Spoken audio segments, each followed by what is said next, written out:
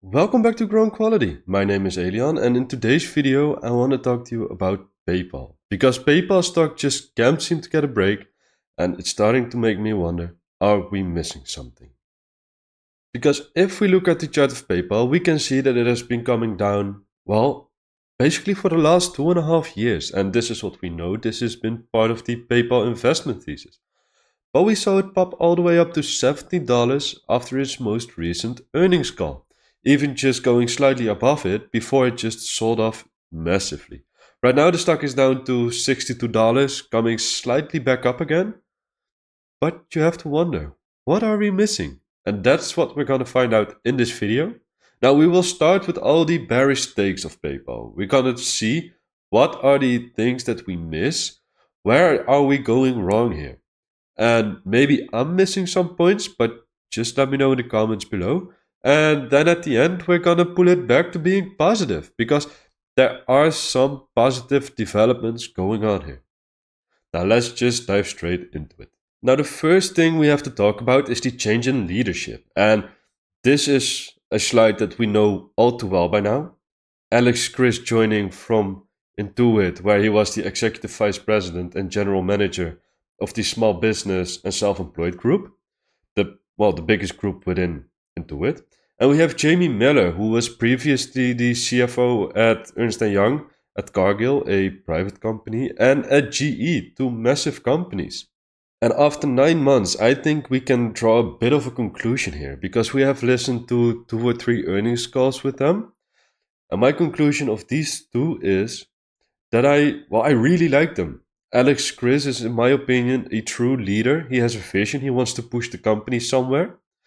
And Jamie Miller, well, she's a tough woman. If you listen to her talk, also in the webcasts or in the conferences outside of the earnings calls, she's a tough woman, and that's really what this company needs. Now, excluding stock-based compensation, for example, from the non-GAAP earnings numbers, yeah, it's gonna take the EPS or the non-GAAP EPS numbers down, but it's fair. And I think it's very good that they do this because in the long term, it will inspire confidence in analysts. But these aren't the only two changes there were to the executive teams and to the leadership roles. So let's take a look at what else happened. Okay, so at the top left, you have the most recent announcement. And at the bottom right, the one that's most closest to the one of Jamie Miller and Alex Chris. But the most left one, or the top left one, I want to go into a little bit more detail because PayPal announces new leaders to build new advertising platform and accelerate consumer product innovation. There is one person in there out of those two, and that's a real asset to have in the business, in my opinion. So we're gonna go through his LinkedIn real quick after I'm done with this page. So PayPal announced Steve Winokur as Chief Investor Relationships. He was previously at GE and GE Aerospace after they split off the company. Now, PayPal plans to appoint Carmine DiCibio to the board of directors. He was the CEO of Ernst & Young. And well, that vote is not true yet. He has to be voted in, of course, through the shareholder meeting, and that still has to take place. But it's another possible change. Now, PayPal names Aaron J. Webster as Chief Vice President and Chief Enterprise Service Officer. He was previously the Chief Risk Officer at SoFi. Now, then PayPal has another Chief Corporate Affairs and Communications Officers. She worked at Wells Fargo and Chase. And then slightly hidden behind me, we have Geoffrey Seeley, who joins PayPal as Chief Marketing Officer. Now, he was previously at Cash App, Afterpay, and prior to that, Airbnb. So he's really taken from a competitor. And then we have Susan, the new president of global markets, or new, that's already from December 6th. But she was previously at Pfizer and Visa. So then we also had new executive vice presidents for the newly created small business group and consumer group. And we had a new chief product officer. Then we had a new chief technology officer who was previously at Intel and Hewlett Packard. So that's a lot of executive and leadership changes. And some of them aren't as recent anymore, but still, you're taking out the entire top level and you're completely switching them around. That's gonna take some time to, well, to drive confidence in the company again. Okay, so if you ask me how I feel about those changes, I think that it's very positive. I mean, previously all kind of metrics for PayPal were going down. I mean, EPS was going down, margins were going down, take rates are, there are reports of them somewhat stabilizing. Innovation was a real issue within the company. So changes had to be made. And this is quite radical, but it's also, it can be a real positive for the business. Okay, so the one I wanted to show you on LinkedIn is Mark Grader, the new Senior Vice President and General Manager of PayPal Ads. And why did I want to show him to you? Well, let me scroll down for you really quick. Because as we can see, Mark holds a PhD in marketing at the University of Mannheim. And like a true German, this resume really is not joking around. So let's go through all his experiences, scroll down, and see where he started and how that came about. So, starting off in 1997, Mark was a research associate at the University of Mannheim. Then he moved to Professor of Business Administration and Marketing, or before becoming the head of Customer Equity Management. Now, then in 2005, he became Vice President of Strategic Marketing and member of the Managing Board at the United Internet Media Company. And then, well, we have this entire list. Texas, I've never heard of the company, but he was a co founder and global chief operating officer. Now, okay, so he co founded it. And then he became CEO and executive chairman of CISMAC. Yeah. Once again, these companies are unfamiliar to me, so I cannot really comment on them too much, but look at the entire, well, it's almost a book underneath it, what his experiences are there. But then we get to the good part, because Sysmac ad server was acquired by Amazon in June 2019. So, well, Mark became the CEO at Sysmac by Amazon and then became a director of Amazon advertising. Now we know advertising has had really good growth within the company and has become really important to them. And well, we can say he played a crucial role in achieving it. So then he became vice president and general manager of Uber advertising. He's now the senior vice president and general manager at PayPal Ads. Now, I wanted to highlight this one because to me it's really impressive where Mark has been, and having him as an addition to the new ads place or ads platform that PayPal is wanted or wants to set up. Well, I think he's a really, really important and structural person within it. He has founded a company which has grown through acquisition to become part of Amazon, and that's quite impressive in my opinion.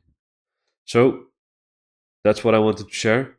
Okay, so after we have discussed all the leadership changes that are happening at PayPal, we're going on to the next problem, and that's the transaction take rate or the total take rate. Now, I have highlighted it already for you, but we can see that the take rates are continuously going down, and this is something that worries investors because, well, on the first glance, why is it going down? Is it going to stop? And I can quite easily say to you, well, going down isn't really going to stop. Because what we see here is the total payment volume mix across PayPal's payment platforms. And what you should look at is the first two. These are the two big contributors to the total payment volume. And that is PayPal branded checkout and the unbranded card processing. Now, the PayPal branded checkout, of course, is just the PayPal button, and that adds about 27% of the total payment volume. It has grown, well, 7% year over year, and it's the most profitable part of the business. But then we have the largest contributor to, well, to the total payment volume, and that is unbranded card processing. And unbranded card processing, that's mostly Braintree. Now, Braintree already, I'm just going to say Braintree, already contributes 37% of the total TPV, and that is grown at 26% year over year. Now we know that Braintree has lower take rates than the branded checkout. So seeing the growth and already the importance it has means that the take rate will just continuously be going down. Now another issue is that the PayPal branded checkout was also, well, it was also decreasing the take rate they had there. But I got some news about that later in this video. So stick around if you want to find out what it exactly is.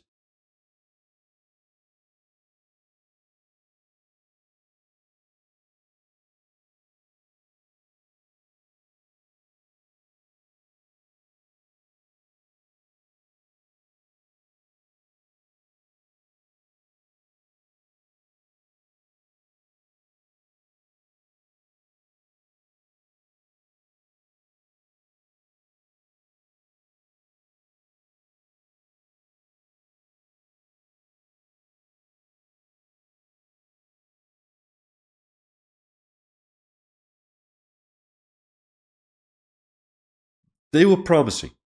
Now, Alex Chris has already told us that he finds innovation was lacking at the company. As he also mentioned that, well, this was just not important enough under previous leadership.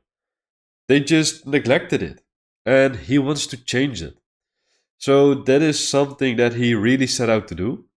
And of those two, well, of those two promising innovations, once again, one positive news aspect is coming up later in this video, and the other one is the ads platform, which they have. Oh, I already showed you who they took in for it, or who they brought in for it. I think that's also a good development. Now, let's go on to the next one. As for this one, this is one I'm currently, well, I view myself as a bit of a threat to PayPal. And that's the looming fears of a recession. I mean, they aren't really going anywhere. They were supposed to, well, I mean, we haven't got a recession yet. So you'd think the fears of a recession would come down a bit. But instead, they just keep coming back and keep coming back. And as a payment processor, as a, well, recession is not good. That's not what you want because you will be hit. Your numbers will be hit because, well, payments will be down. And as we can see, Amazon, Walmart, and Target finally realized their colossal pricing mistake, and now they are slashing costs to win back customers. We know that Target is discounting about 5,000 products because they have, well, they've simply overdone it to the consumer. The consumer is perceived as being in a bad spot, and once again, if that is true, because the data is a bit hesitant with showing it, it starts coming through, but it's a bit hesitant. If it's true that the consumer is in a bad spot, well, PayPal is really consumer facing. So that is for sure going to hit the company and the numbers. Okay, so then we are at the final, well, a bit of a bearish take I have for the company. And after this, I promise we're gonna spin it back more positively. But before I show you what it is, I have, well, I have basically hidden one part of this slide because you can look at my holdings and there was one in there that I haven't included in my last video where I went over my portfolio. So I'm not gonna give you this one yet. It's gonna remain a secret. Maybe you can guess what company it is. But what I want to show you is the following. Here I have my spreadsheet of, well, basically my holdings. If we're gonna just simply go left to right. We have the holding. So at the top, we have Lululemon. We have the share price. We have the amount of shares I own. Then we have the average price I hold the stock at. So for Lululemon, it's at $344. Then we have the value of the holding, the percentage of the total percentage of the holding for my portfolio. So for Lululemon, it's almost 19% of my portfolio. For PayPal, it's about 17% in this portfolio. So then next to that, we have, well, my plus or minus how much my return is on this stock currently. So Lululemon, I'm down 12%. Monday, I'm up 7.5%. And PayPal, I'm down 3.5%. Okay, so then we have last year's or the 12th trailing month EPS number. And then next to that is the important part. I also highlighted this for PayPal, and that's the 2023 expected EPS and the 2024 expected EPS per Yahoo Finance. Now, when I made this for PayPal, the 2023 expected EPS was $5.10, and 2024 EPS was $5.14. Now, you may already know what's coming, but this is non GAAP. And PayPal has, well, they have a new methodology of reporting non-GAAP numbers. So you might see or you might know what's coming, but here you can see it. The average estimate of the 2024 EPS on Yahoo Finance right now is $4.18. Of 2025, it's $4.65. Now, if we go back 2023 or 2024 estimate was $5.15 compared to now $4.18. That's quite a difference. So maybe that's also been impacting because this is since the last earnings report. All the adjustments in price targets, they have new EPS numbers, new metrics, new calculations. That's been taken into this number. This is from old methodology. This is from new. And well, I think that this is where the key lies. And it's not some really, well, it's not a really in depth, high level, super complicated, sophisticated answer. But I think that this is just simply overlooked. We have expectations of EPS numbers going down, which is logical because they have a new reporting methodology. The stock is simply not as cheap as people think it is. And that's also true for me. I was calculating when I entered this position. I was calculating with the old EPS numbers, with what were analysts expecting? $5.10, okay, or $5.14, okay. It's $4.18 now. Okay, that's a bit of a difference. Now it's still higher than what PayPal is projecting because PayPal doesn't project the innovation. So Fastlane, for example, in their guidance, or at a very low amount. So analysts are quite optimistic about that, but the change is it's noteworthy to say the least. Okay, so this wasn't my good point yet, obviously. So let's go to what my good point or positive note is for PayPal. And I have to say, I have two good points. So let's see what they are.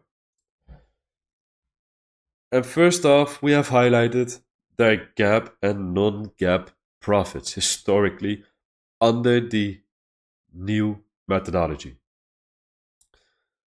Now, in my release about last quarter's earnings, I also mentioned that when I got the notifications of earnings coming out, I first saw PayPal dropping well, quite a bit. I think it was down like 4 or 6% or something before immediately spiking back up because they were expecting $1.13 of non-GAAP EPS and they got $1.14. But that is simply due to the new methodology in which they include stock-based compensation, because that's a real expense for this company. I also find it a real expense. Just because it's not cash does not mean it does not come at the cost of the investor. Now, if we look back, we can see that only Q1 of 2021 they really got close to $1.14 that they now have. It's it's the only period they were above $1 of non-GAAP EPS. And what we do know about that period is that that was the height of the bubble. People were at home, people were spending like crazy, and this was also when PayPal was trading around $300.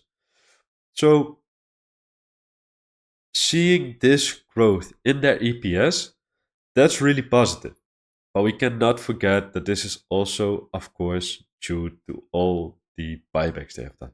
They have done a tremendous amount of buybacks because if we just look one line up, we can see that shares used in diluted share calculations for the latest earnings call or the latest earnings release, it was at 1 billion and 84 million, while at Q1 of 2021, it was at 1.19 billion. So they had a lot more shares back then. Still, it's really impressive. And that brings me on to the next part. But for that one, I'm going to grab my website real quick. Okay, so if we look at my website, we can see a number of articles. For one, my latest article on PayPal, on Elf Beauty, my initial reaction to that earnings report, and that wasn't really positive. I have it from Target, from Nvidia, Lululemon, another one about Nvidia, but of course, we will be going towards PayPal. And the reason I'm taking you to this article is because, only yesterday we had an analyst upgrade because Mizuho USA upgraded PayPal to buy from hold, and they did so on the prospects of PayPal Fastlane. Now, the analyst Dan Dolov suggested that the innovation that was launched in the, like I already mentioned, the Shakti investor event would add about 1 to 1.5 billion to transaction margin dollars. He also said that this was added to the fact that analyzing 2 dozen of the largest e-commerce partners shows trends that are labeled as encouraging as they see stabilizing trends in the branded checkout button. So that's the most profitable payment method on PayPal. We've seen it. And the price target comes to fruition by giving PayPal a modest premium in comparison to other companies in the payment group. So Dolov said that this would be about a 19 times 2025 multiple in comparison to 15 times for the payment group. Now, as I wrote slightly underneath it, I see this analysis as sound. The added transaction margin dollars look to be in line with the early optimistic sounds from management, and it is also the most highlighted innovation from the bunch that was announced in that day or during that Shakti Investor event. Another addition or another innovation that was the addition of an ads platform, which they are now setting concrete steps towards. This is with the addition of Mark. I can't remember his last name. Now, the analyst Dan Dolov labeled a or gave a $90 price target for PayPal, and I think this is really where many investors saw PayPal going in the shorter term based on their EPS numbers, which were on non-GAAP previous methodology standards. And this is just simply been going down.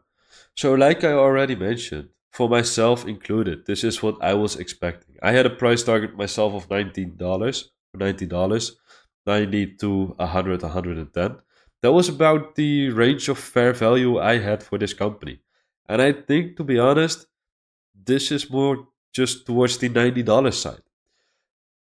I do think that PayPal will outperform their numbers because I do think that the additional innovation that they are pushing is really positive. But it just has to pan out. And so far, PayPal is what they say they see very promising signs, but it's just very early days. Alex Chris has been at the helm of the company now for 9 months. And we have seen layoffs, leadership changes, new innovation, but it just needs time for this to get to the bottom line. And I think that, in the next quarter, analysts really want to see it.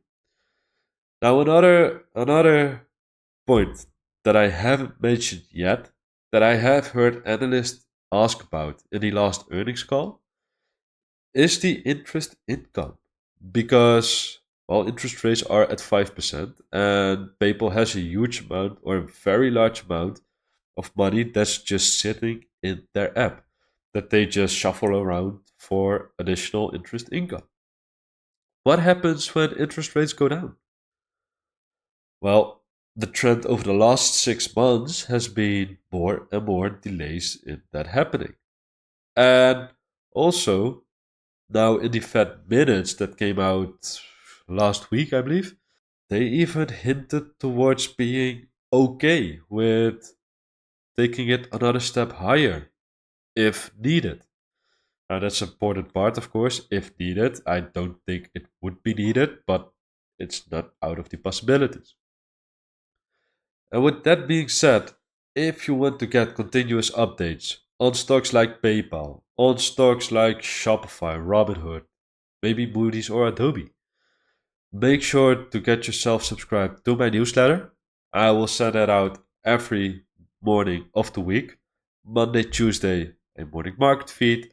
Wednesday, stock analysis. And Thursday and Friday, another morning market feed. Now, let me know what you think about PayPal. Are the points I made valid? Did I skip over something else? Do you have other bear arguments for PayPal?